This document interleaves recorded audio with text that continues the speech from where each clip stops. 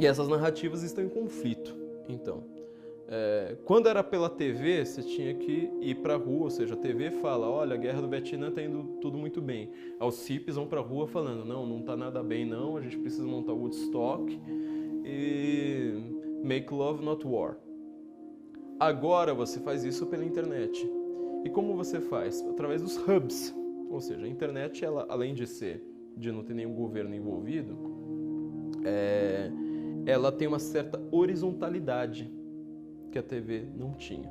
Pensa, por exemplo, nas eleições americanas. Quais foram os grandes, os caras mais caprichosos em ganhar eleições americanas que souberam usar a mídia? Você tem Reagan, você tem Obama e você tem Trump.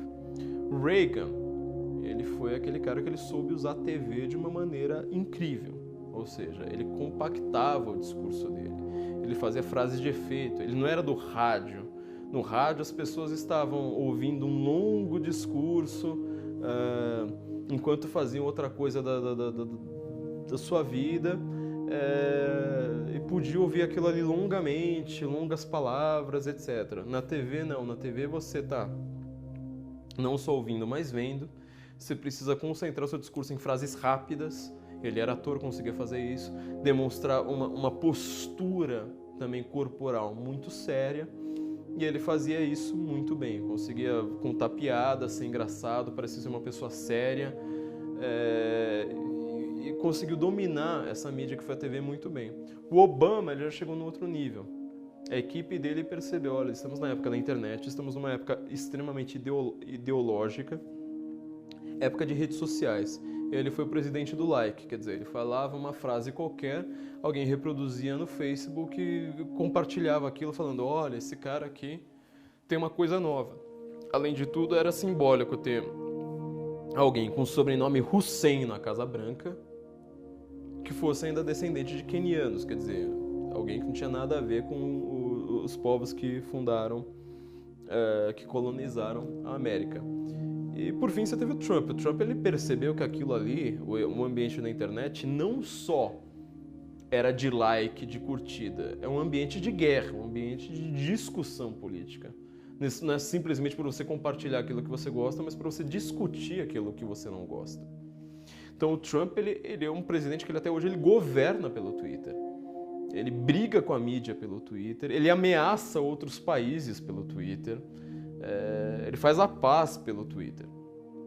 Ele percebeu que isso aí funciona. Porque você não tem o filtro mais da mídia.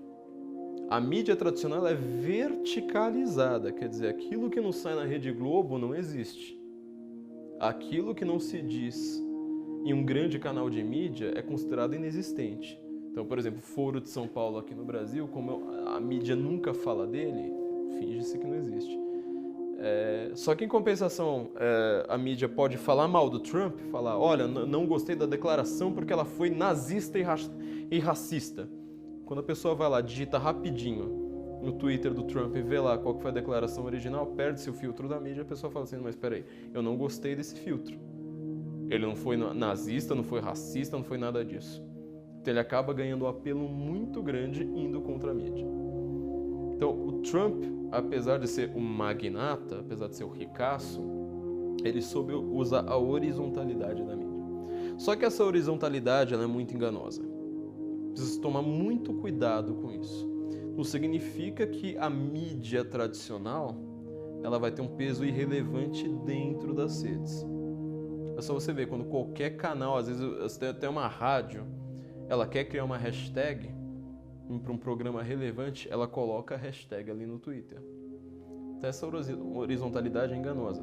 Não é que alguém acessa a internet, vai acessar a mídia alternativa, um blogzinho qualquer ali com opiniões, da mesma forma que vai acessar o G1 da Rede Globo, que vai acessar o site da Folha de São Paulo, da Veja, de um grande jornal.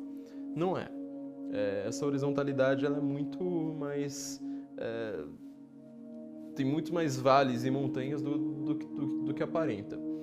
Aí é que entram os hubs.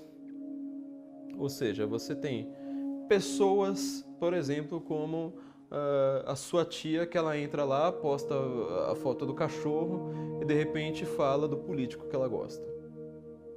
ela está conectada com seu primo, que o seu primo, ele além de estar conectado com a sua tia, ele está conectado com o pessoal da faculdade.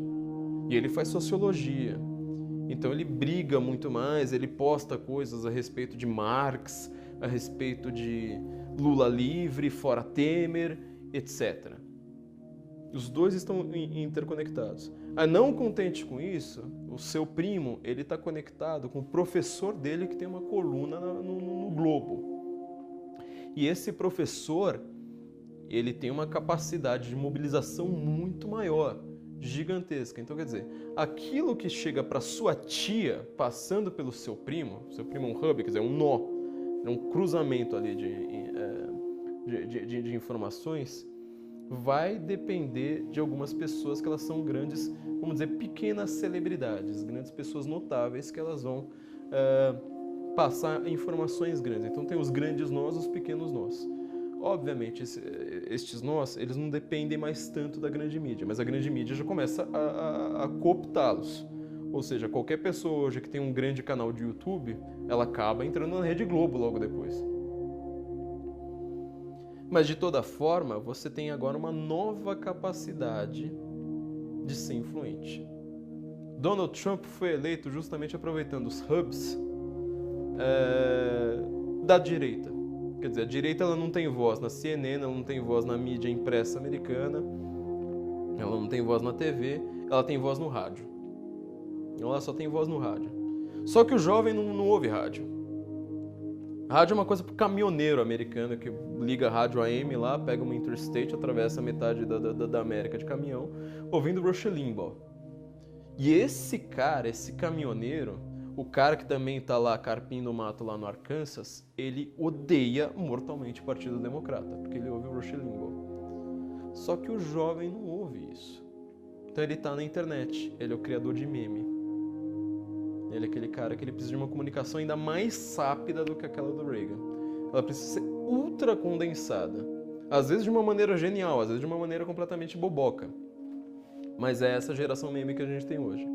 É por isso que é um desespero hoje para você controlar a internet. Você fala de fake news, você inventa um monte de desculpa que é para regulamentar a internet.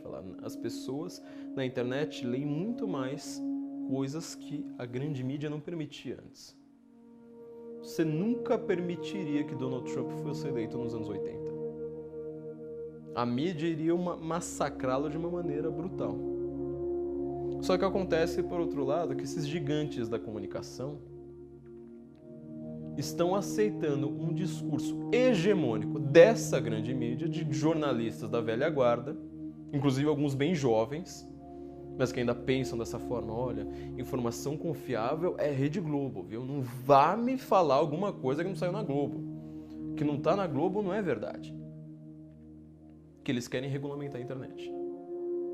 Quem acredita, por exemplo, que fake news é capaz de influenciar a eleição, em primeiro lugar, que não sabe nada sobre o assunto.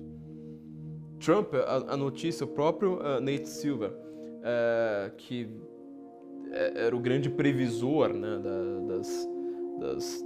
das eleições, acabou errando a do Trump, achou que Hillary tinha 70% de chance de ser eleita, mas ele mesmo admite: a notícia que foi responsável, foi a mais influente para ter votos pró-Trump, foi uma notícia verdadeira, ou seja, reabrirem a investigação dos e-mails de Hillary Clinton 3 semanas antes das eleições. Então foi uma notícia verdadeira, não teve nada de fake news. Quem acredita que foram fake news, eu falo assim: tá, me fale uma. Você sabe alguma? Porque a América é maior do que o Brasil, precisa ser uma notícia de repercussão internacional, um fake news gigantesco. Não teve nenhuma. Era tudo local, era tudo boatinho de WhatsApp. O que pro Brasil é um boatinho de WhatsApp, né? A América não usa tanto o WhatsApp. Então, há agora uma tentativa de grandes jornalistas da velha guarda a regulamentar a internet de todas as formas possíveis. Então, você cria agência de fact-checking. A agência de fact-checking, por exemplo, ela acredita que o desarmamento foi uma política extremamente efetiva. Se você fala contra o desarmamento, a agência de fact-checking vai falar: é falsa. O desarmamento está funcionando às mil maravilhas. Você não vê como é que você sai aqui à noite aqui com uma tranquilidade absoluta? É desarmamento. você cria também mecanismos, ONGs e mecanismos de controle para falar: nós somos entidades da sociedade civil que vão agora controlar a internet. Nós vamos dizer o que é verdadeiro, o que é falso. Você imagina algum jornal? Um jornal, ele olha as falhas do próprio jornal, um ombudsman. Ele olha as falhas do próprio jornal. Eu vou falar assim: olha, isso aqui não foi bem apurado. Eu nunca vi alguém dizendo: olha, eu vou dizer o que é verdade, o que é mentira. Aquela coisa bíblica, né? Tipo, quid est veritas? O que é verdade? Você não tem mais essa humildade. Agora tem gente querendo dizer realmente o que é verdade. Se você gostou desse vídeo, te inscreve no canal, entra no nosso site e assina o Brasil Paralelo para você ter acesso a essa aula completa e todas as outras. Nos vemos na plataforma de assinantes e até breve.